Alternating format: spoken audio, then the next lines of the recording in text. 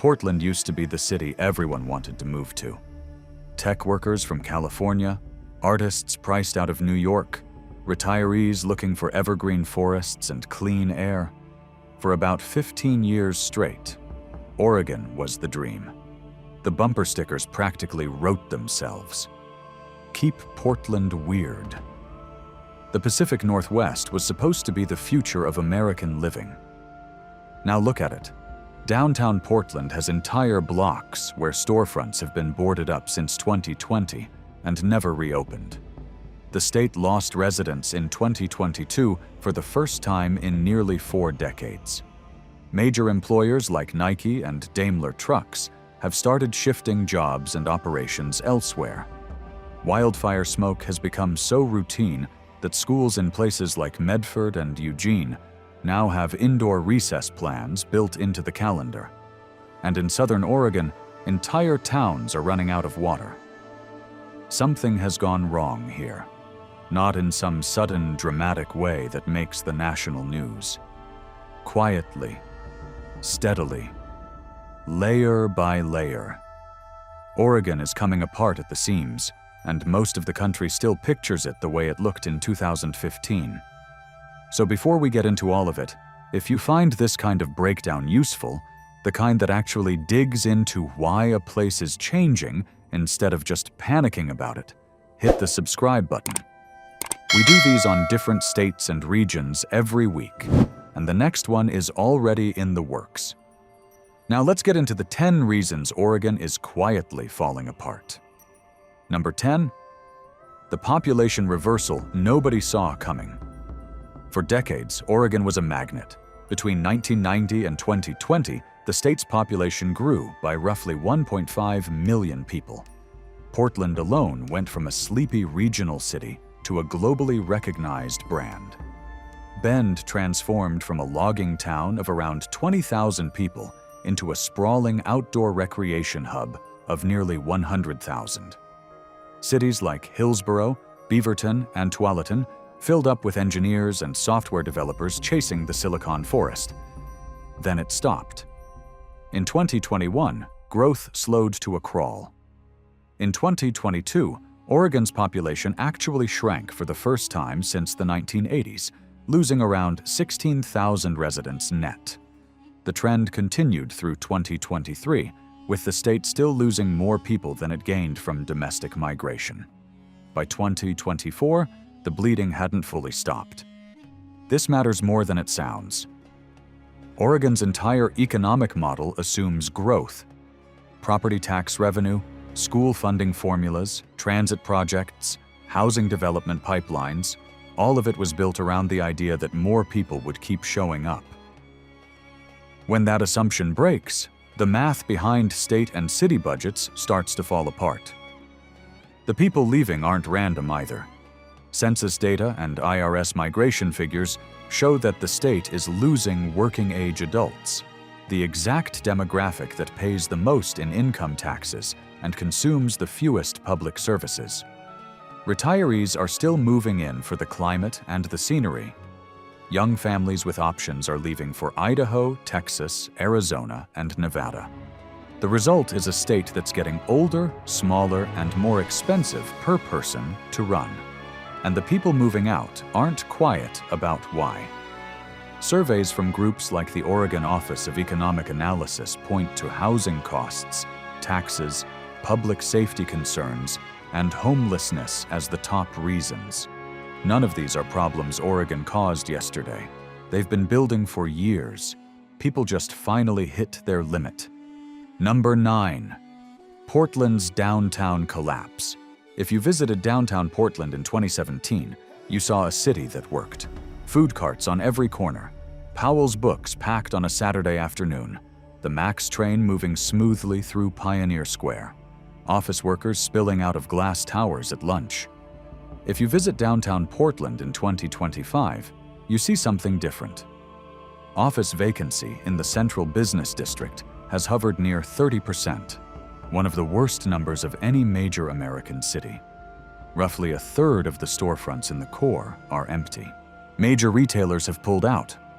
Nike closed its flagship downtown store in 2022 after repeated incidents. REI shut its Portland location citing safety concerns. Walmart left the metro area entirely. The reasons are layered. The pandemic emptied the office towers, and remote work kept them mostly empty. Property crime spiked.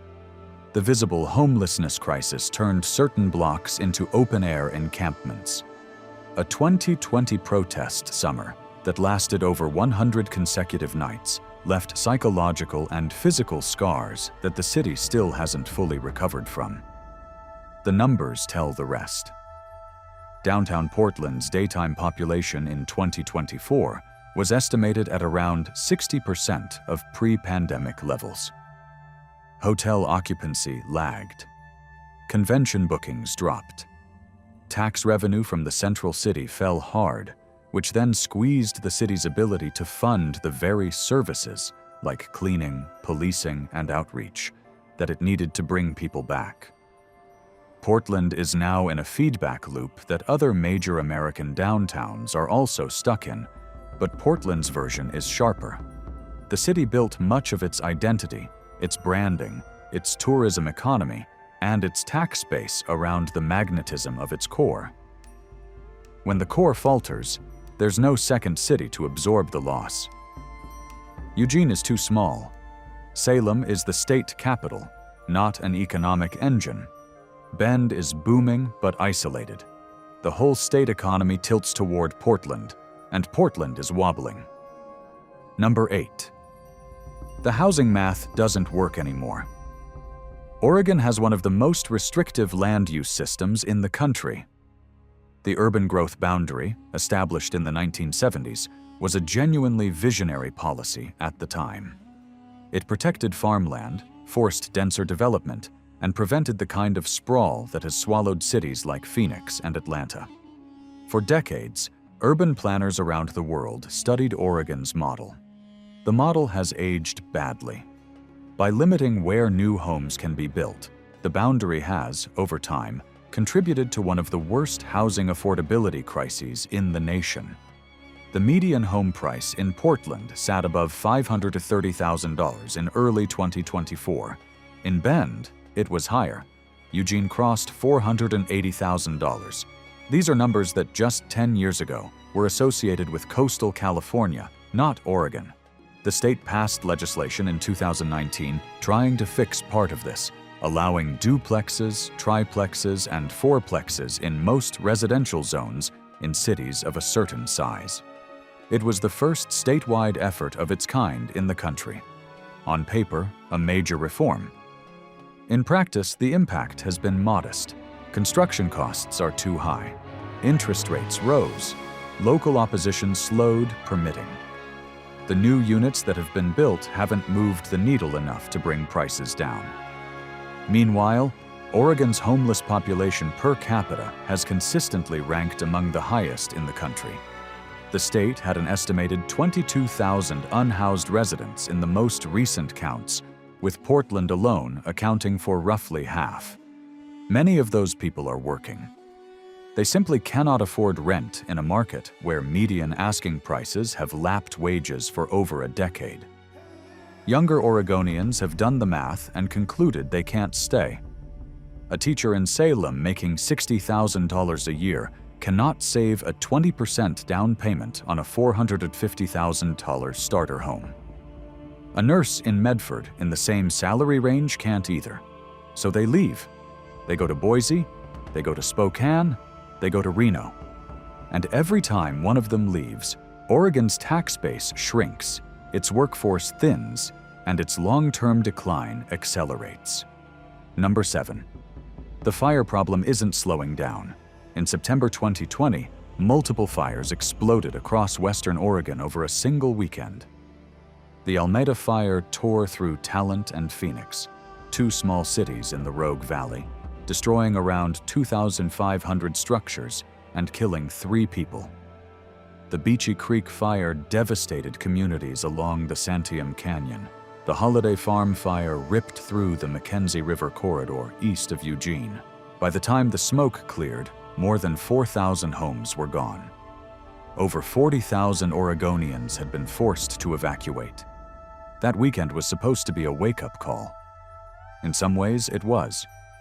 Oregon passed comprehensive wildfire legislation in 2021. The state created a wildfire risk map. Utilities were forced to harden their infrastructure. Defensible space requirements were strengthened. The fires kept coming anyway. 2021 burned over 800,000 acres. 2022 burned more. 2024 was a record-shattering year, with over 1.9 million acres burned, the worst on record for the state. Smoke routinely turned summer skies orange from June through September. Air quality in cities like Bend, Medford, and Klamath Falls regularly spiked into the hazardous range, levels at which staying outdoors for any length of time causes measurable health damage. The downstream effects are starting to compound. Insurance companies have either left Oregon's wildfire-prone counties or jacked premiums to levels that pushed homeowners off their land. Some rural residents now pay more annually for fire insurance than they pay in property taxes. Others can't get insurance at all. Real estate values in the most fire-exposed parts of the state have begun to soften, which is the opposite of what's happening in safer parts of the country. Tourism, which depends on the perception of clean air and pristine forests, has taken a hit. The 2020 fires alone caused an estimated $1.15 billion in damages. The cumulative cost of the last 5 fire seasons has run into the billions, and the bill keeps coming. This isn't a problem that can be fixed in a single policy cycle. The forests are overgrown from a century of fire suppression. The climate is hotter and drier. The wildland-urban interface, where homes butt up against forest, has expanded with every new development. Oregon is going to keep burning, and the state hasn't figured out how to live with that yet. Number 6. The water in southern Oregon is running out. The Klamath Basin, which straddles the Oregon-California border, has been in crisis for years. Farmers in the region depend on water from Upper Klamath Lake and the Klamath River system to irrigate roughly 200,000 acres of crops. Native tribes, including the Klamath, the Yurok, and the Karuk, depend on the same water for fisheries that have sustained them for thousands of years. Endangered species depend on it too. There isn't enough water for everyone. There hasn't been for a long time. In drought years, federal water managers have shut off irrigation deliveries entirely, leaving farmers with dry fields and crops they couldn't plant. In 2021 and 2022, this happened in back-to-back years, an unprecedented event in the basin's history. Farms went bankrupt. Family operations that had been in place for 4 generations folded. Some farmers, in protest, attempted to manually open headgates that the federal government had closed. The Klamath River Dam Removal Project, the largest in American history, was completed in 2024. It was a genuine win for salmon recovery and tribal sovereignty. It was also a partial answer to a much bigger question. Even with the dams gone, the basin still doesn't have enough water in dry years to satisfy all the demands placed on it. Climate models suggest droughts in the region will get longer and deeper. The Klamath isn't the only basin in trouble. Eastern Oregon, including Harney County and Malheur County, is dealing with its own groundwater crisis. Aquifers are dropping faster than they can recharge. The state had to designate parts of Harney County a critical groundwater area in 2023, restricting new wells. Ranchers and farmers who have depended on groundwater for decades are watching their wells go dry. When water leaves a region, agriculture leaves with it. When agriculture leaves, the small towns built around it start dying. Lakeview, Burns, Klamath Falls, Lakeview, all of them are smaller than they were a generation ago, and the trend lines aren't promising. Number 5. The rural-urban divide became a chasm. Oregon's population is concentrated in a narrow strip running from Portland down through Salem and Eugene. mostly along the Willamette Valley and the Interstate 5 corridor. About 3/4 of the state's residents live in this strip. The rest of Oregon, the eastern 2/3 geographically, contains a tiny fraction of the population and a completely different economic and political reality. Eastern Oregon has been hollowing out for decades. Logging towns lost their mills. Ranching counties lost young people. Hospitals in places like Burns and John Day and Heppner have been shrinking or closing. The state has become so divided that, since 2020, voters in 11 eastern Oregon counties have passed measures supporting the idea of seceding from the state and joining Idaho. The Greater Idaho movement isn't a serious legislative threat. It is a serious symptom. The divide isn't just political. It is structural. Eastern Oregonians often have to drive 2 or 3 hours for specialty medical care. Broadband internet remains spotty in large stretches of the state. Property crime in some rural counties has risen with shrinking sheriff's department budgets. Public schools in low-population counties have struggled to recruit teachers, partly because of housing scarcity and partly because of pay scales that haven't kept up with cost of living. Meanwhile, the urban side of Oregon has problems Eastern Oregonians find baffling. The kind of revolving-door criminal justice debates, drug policy experiments, and progressive tax fights that dominate Portland have very little relevance in Wallowa County. The two halves of the state increasingly don't share a common reality, a common economy, or a common set of priorities. When a state can't agree on what its problems are, it can't solve them.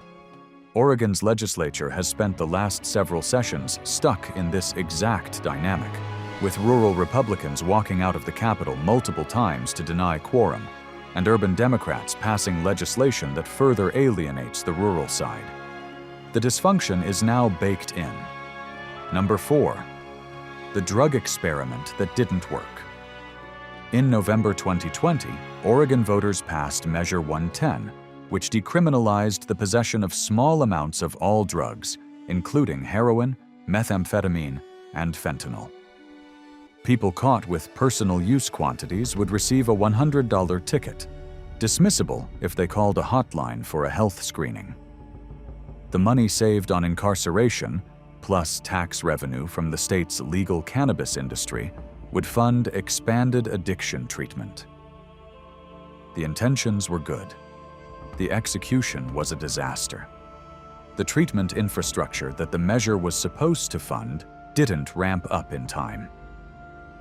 The hotline calls came in low single digits relative to the number of citations issued. Citations themselves were largely ignored, with most going unpaid and unenforced. And by 2022 and 2023, fentanyl had flooded Oregon's streets the same way it had flooded the rest of the country. Overdose deaths in Oregon spiked. Between 2019 and 2023, the state's overdose death rate roughly doubled. Public drug use in Portland and other cities became a visible, daily reality, with people smoking fentanyl on transit, in parks, and on sidewalks in front of small businesses. The political backlash was severe. In March 2024, the legislature recriminalized drug possession, rolling back much of Measure 110. The damage, however, was already done in 2 ways. First, the years of de facto legalization had fueled an addiction crisis that recriminalization alone won't fix. The treatment system is still under-resourced.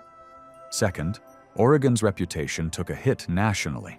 The state became shorthand in political debates for the failure of progressive drug policy, regardless of the more complicated truth that Measure 110 was undermined by inadequate implementation as much as by its underlying premise. The cost wasn't just political. It was human. Thousands of Oregonians died of overdoses in those years. Thousands more became visibly homeless and addicted in cities that didn't have the systems to help them. The trust between Oregon voters and Oregon institutions cracked, and that crack has been showing up in election results ever since. Number 3. The tech industry that built the suburbs is changing.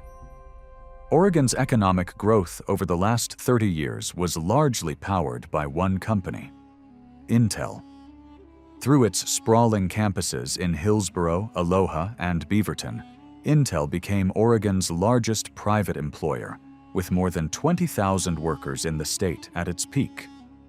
The Silicon Forest, as the cluster was nicknamed, included Intel suppliers, semiconductor equipment makers, and software firms that all benefited from the gravitational pull of one anchor tenant. Intel is in trouble. The company missed the AI chip wave that propelled NVIDIA to a multi-trillion-dollar valuation. It lost ground to TSMC and Samsung in advanced chip manufacturing. Its stock collapsed in 2024, losing more than half its value. In August of that year, Intel announced it would lay off roughly 15,000 workers globally, including significant cuts in Oregon. This isn't just an Intel problem for Oregon. It's a Silicon Forest problem. The ecosystem that built Hillsboro and pumped property tax revenue into Washington County depends on Intel staying healthy. A weakened Intel means fewer suppliers, fewer service jobs, fewer engineers buying houses, and fewer dollars flowing through the local economy. Oregon's other tech anchors aren't filling the gap. Nike, headquartered in Beaverton, has had its own struggles, with revenue stagnating and layoffs hitting in 2024. Daimler Trucks North America, also a major employer, has been consolidating. The startup scene in Portland never grew into a true challenger to the Bay Area or Seattle, and what scene existed has lost momentum since 2020. If Intel rebounds, Oregon's tech corridor stabilizes. If Intel continues to slide, the state loses one of the few growth engines it had left. There is no obvious backup industry waiting to take over. Eastern Oregon ranching isn't going to scale up. Tourism is constrained by wildfire smoke. Forestry is a fraction of what it used to be. Oregon needs Intel to work, and the future of Intel is being decided in boardrooms in Santa Clara and fabs in Arizona, not in Hillsboro. Number 2. The taxes are pushing people out. Oregon has no sales tax. That sounds like a perk, and for shoppers, it is. The catch is that the state has to make up the revenue somewhere, and that somewhere is income. Oregon has one of the highest top marginal income tax rates in the country, sitting at 9.9% on income above roughly $125,000 for single filers.